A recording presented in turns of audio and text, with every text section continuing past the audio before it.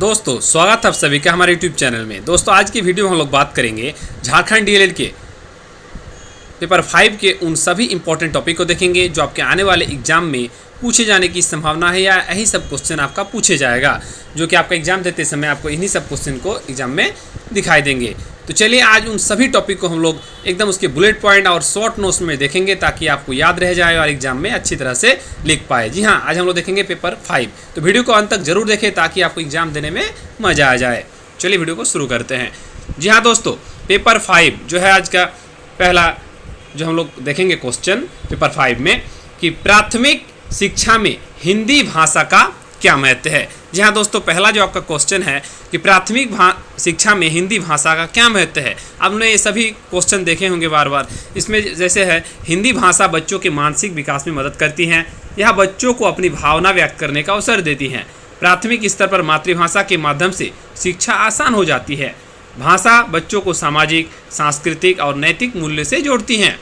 पाठ्यक्रम में हिंदी भाषा का समावेश बच्चों को ज्ञान के विविध स्रोतों से परिचित कराता है। और आगे आप 2-4 पॉइंट लिख सकते हैं कि भाषा सीखने से बच्चों की सोच, कल्पना और रचनात्मक बढ़ती है। हिंदी से बच्चे अन्य विषयों की अवधारणाओं को बेहतर ढंग से समझ सकते हैं। और अगला है कि प्राथमिक शिक्षा में भाषा का प्रयोग आत्मविश्वास बढ़ाने के लिए आवश्यक है। मैंने इस तरह से बुलेट पॉइंट में लिखा है ताकि आपका कुछ पॉइंट जरूर याद रह जाए। चलिए नेक्स्ट क्वेश्चन देखते हैं कि मातृभाषा से आप क्या समझते हैं, इसके विभिन्न रूपों की व्याख्या करें। जो पहला पॉइंट जो लिखे हैं मैंने कि मातृभाषा वह भाषा होती है जिसे बच्चा जन्म के साथ घर से सीखता है। यह भाषा परिवार, समाज और संस्कृति से जुड़ी होती है। मातृभाषा में भावनाएं सहज व्यक्त होती हैं। मातृभाषा के विभिन्न रूप बोली, उपभाषा और क्षेत्रीय भाषा है। उदाहरण में झारखंड में हिंदी, नागपुरी, मुंडारी जैसी बोलियाँ बोली जाती है या भाषा बोली जाती है। दोस्तों अगला क्वेश्चन में हम लोग देखेंगे कि उसी का सेकंड क्वेश्चन का ही कुछ पॉइंट और बचा है। जैसे मातृभाषा सीखने से मानसिक विकास होता है। मातृभाषा शिक्षा का आधार बनती है। हिंदी मातृभाषा का रूप भी हो सकती है जहां इसका प्रयोग घर और समाज में होता है। चलिए नेक्स्ट क्वेश्चन देखेंगे। दोस्तों इनमें से आप लोग 2-4 पॉइंट याद रखना है बस, और आके एग्जाम में लिख देना है। नेक्स्ट क्वेश्चन है कि झारखंड की प्रमुख भाषाओं का विस्तार पूर्वक वर्णन करें। झारखंड में जो प्रमुख भाषाएं हैं उसका विस्तार पूर्वक वर्णन करने के लिए बोला गया है। पहला जो है, झारखंड में हिंदी, नागपुरी, संथाली, कुड़ुक जैसी भाषाएं बोली जाती है। हिंदी प्रशासन और शिक्षा में प्रमुख भाषा है। नागपुरी, पंचपरगनिया आदि क्षेत्रीय बोलियां हैं जो सांस्कृतिक पहचान से जुड़ी होती हैं। संथाली आदिवासी समुदाय की भाषा है। भाषा संरक्षण लोकगीत, नृत्य और कहानियों से होता है। हिंदी भाषा अन्य भाषाओं से प्रभावित होकर विकसित हुई है। शिक्षण में स्थानीय भाषा का उपयोग बच्चों के लिए सहायक है। भाषा विविधता से क्षेत्रीय एकता मजबूत होती है। दोस्तों इस तरह से आपको थोड़ा बहुत बना के लिखना है। मैंने कुछ पॉइंट को ही लिया है ताकि आपको क्वेश्चन समझ में आए। दोस्तों अगला जो क्वेश्चन है, व्याकरण शिक्षण का परिचय देते हुए उसके महत्व पर प्रकाश डालें। दोस्तों व्याकरण भाषा का ढांचा है। व्याकरण भाषा का ढांचा है। यह वाक्य निर्माण और सही भाषा का प्रयोग में मदद करता है। बच्चों को भाषा की शुद्धता सिखाने में उपयोगी है। पाठ और लेखन में स्पष्टता आती है। भाषा के नियम समझकर बच्चों का आत्मविश्वास बढ़ता है। व्याकरण से शब्दों के अर्थ और उपयोग प्रयोग का ज्ञान मिलता है। परीक्षा में अच्छे अंक लाने में सहायक है। भाषा के प्रति रुचि और अनुशासन विकसित होता है। दोस्तों ये कुछ पॉइंट था। चलिए हम नेक्स्ट क्वेश्चन देखेंगे। लेखन से आप क्या समझते हैं। लेखन विचारों को व्यवस्थित करने का तरीका है। लेखन विचारों को व्यवस्थित करने का तरीका है। यह अभिव्यक्ति का माध्यम है जिसके द्वारा हम अपना भाव व्यक्त करते हैं। बच्चों में भाषा कौशल विकसित करता है। विचारों को स्पष्ट और तार्किक रूप में प्रस्तुत करता है। शिक्षा में नोट्स, निबंध, पत्र आदि लिखने में उपयोगी है। मानसिक अनुशासन और एकाग्रता बढ़ती है। उद्देश्य, संवाद, अभिव्यक्ति, रचनात्मक ज्ञान का विस्तार होता है। लेखन बच्चों को भाषा में दक्ष बनाता है। बच्चों को भाषा में दक्षता बनाता है।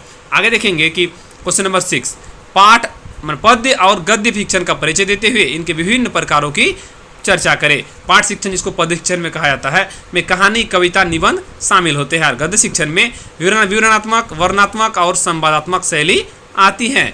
बच्चों को समझने और पढ़ने का अभ्यास मिलता है। गद्य से विचार स्पष्ट होते हैं। पाठ से भावनाएं, कल्पना विकसित होती हैं। शिक्षण के विभिन्न प्रकार जैसे पाठ्यपुस्तक आधारित, चर्चा आधारित, परियोजना आधारित। शिक्षक बच्चों के स्तर के अनुसार सामग्री का चयन करते हैं। भाषा कौशल और अभिव्यक्ति में सुधार होता है। मतलब गद्य शिक्षण और पद्य शिक्षण क्या होता है। गद्य शिक्षण मतलब होता है कि पद्य शिक्षण मतलब होता है कहानी, जो और गद्य शिक्षण मतलब होता है जो कविता हम लोग पढ़ते हैं। दोस्तों अगला क्वेश्चन देखेंगे कि श्रवण कौशल, पाठन कौशल तथा भाषा संवादी क्रियाएं क्या है। श्रवण कौशल मतलब होता है सुनकर अर्थ समझना, पाठन कौशल मतलब होता है पढ़ने की क्षमता, भाषाई शिक्षाएं जैसे कि शब्दों, वाक्य और व्याकरण का अभ्यास कराना, संवादी शिक्षाएं संवाद के माध्यम से भाषा का प्रयोग, बच्चों में बोलने की क्षमता विकसित होती है, भाषा को व्यवहार में लाना आसान होता है, खेल, नाटक, बातचीत से रुचि बढ़ती है, शिक्षण में सहभागिता और आत्मविश्वास का विकास होता है। दोस्तों ये कुछ पॉइंट है जो जिससे आप आसानी से समझ सकते हैं। श्रवण कौशल मतलब सुनकर अर्थ समझना, पाठन कौशल मतलब पढ़ने की क्षमता, और भाषा शिक्षा मतलब होता है शब्दों, वाक्य और व्याकरण का अभ्यास। दोस्तों अगला क्वेश्चन देखेंगे जो क्वेश्चन नंबर 8 है। निम्नलिखित विधियों को परिभाषित करें। ये कुछ विधि है जैसे व्याख्या विधि। व्याख्या विधि में शिक्षक विषय को विस्तार से समझाता है, उदाहरण देकर बच्चों को समझाया जाता है। यह विधि विशेषकर कठिन शब्दों और अवधारणाओं के लिए उपयोगी है। शिक्षक बच्चों से प्रश्न पूछकर सहभागिता बढ़ाता है। यह विधि सुनने और समझने में मदद करती है। बच्चों को अवधारणाएं याद रखने में आसानी होती है। चलिए आप देखेंगे खेल विधि। खेल विधि में खेलों के माध्यम से भाषा सिखाई जाती है। इसमें बच्चों की रुचि बढ़ती है। खेल से अभ्यास सहज और आनंदपूर्ण बनता है। टीम वर्क और संवाद का अवसर मिलता है। खेल विधि बच्चों की कल्पना शक्ति और मानसिक विकास में सहायक है। अगला देखेंगे अभिनय विधि। दोस्तों अभिनय विधि में बच्चों की भूमिका निभाने के लिए कहा जाता है। इससे संवाद और भाषा का प्रयोग का अभ्यास होता है। बच्चों में आत्मविश्वास और रचनात्मक बढ़ती है। यह विधि सामाजिक सहभागिता को प्रोत्साहित करता है। दोस्तों अगला है अनुकरण विधि। अनुकरण विधि में शिक्षक का उच्चारण या व्यवहार देखकर बच्चे सीखते हैं। बच्चों को सुनकर बोलने की आदत बनती है। यह विधि प्रारंभिक भाषा शिक्षण के लिए उपयोगी है। बच्चों का ध्यान भाषा की शुद्धता पर जाता है। दोस्तों चित्र वर्णन विधि।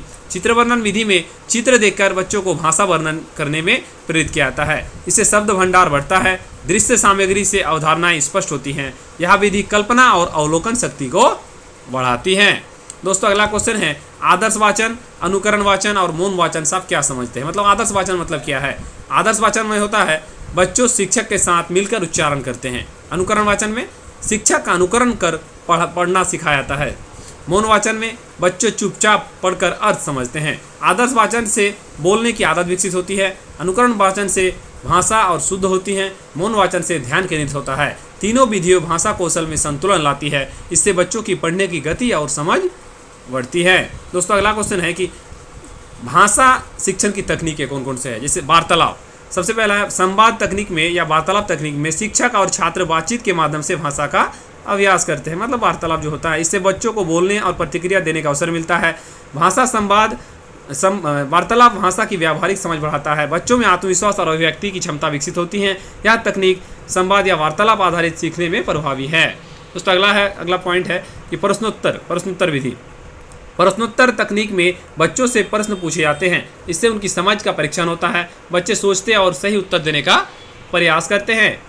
आगे कुछ पॉइंट है। यह तकनीक ज्ञान को स्थायी बनाने में मदद करती है। भाषा कौशल विकसित करने के लिए उपयोगी है। दोस्तों अगला पॉइंट है अभ्यास तकनीक में बार बार अभ्यास कर भाषा की दक्षता बढ़ाई जाती है। बच्चों को लिखित और मौखिक अभ्यास कराए जाते हैं। इससे याद रखने की क्षमता और उच्चारण में सुधार होता है। निरंतर अभ्यास से आत्मविश्वास बढ़ता है। यह तकनीक शिक्षण का आधार है जो अभ्यास होता है। दोस्तों अगला है चित्र वर्णन विधि। चित्र देखकर बच्चों को उसमें दिख रही वस्तुओं क्रियाओं का वर्णन करना सिखाया जाता है। इससे कल्पना शक्ति का विकास होता है। बच्चों का शब्द भंडार बढ़ता है।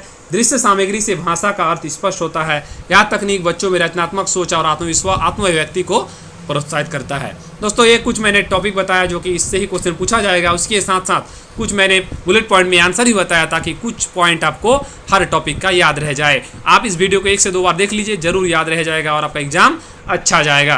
दोस्तों आगे कुछ चीज़ें बचा है जो कि व्याकरण है। आप स्क्रीनशॉट ले लीजिए। जैसे काल, कारक और समास, इसको आपको विस्तार से पढ़ना है ताकि ये बड़ा लॉन्ग क्वेश्चन में पूछा जाएगा। उसी के साथ ही साथ मुहावरा, अनेक शब्दों के लिए एक शब्द और उपसर्ग और प्रत्यय, ये आपको प्रीवियस क्वेश्चन से प्रैक्टिस करना है। जो मैंने आपको प्रीवियस क्वेश्चन एक्सेस दिया है उसी से आप प्रैक्टिस कीजिए ताकि आने वाला एग्जाम आपका बेहतरीन जाए। दोस्तों उम्मीद करते हैं कि आपको वीडियो अच्छा लगा होगा। वीडियो अच्छा लगा हो तो लाइक करें, कमेंट जरूर करें ताकि समझ पाए कि वीडियो आपको कैसा लगा हो।